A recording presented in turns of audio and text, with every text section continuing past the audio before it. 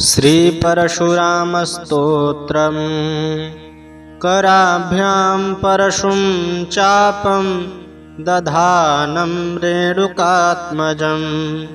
जामदग्न्यं भजे रामं भार्गवं क्षत्रियान्तकम्।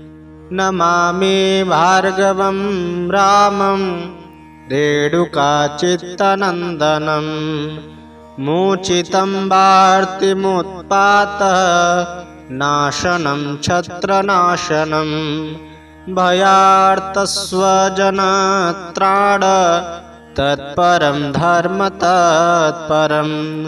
गतगर्वप्रियं शूरं जमदग्निसुतं मतं। वशीकृतमहादेवं दृप्तभूपकुलान्तकम्। तेजस्विनं कार्तवीर्यनाशनं भवनाशनं।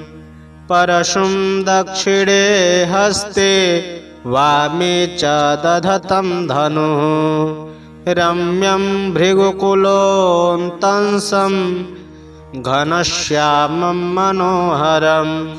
शुद्धं बुद्धं महाप्रज्ञा पंडितं रणपण्डितं। रामं श्रीदत्तकरुणा भाजनं विप्ररञ्जनं।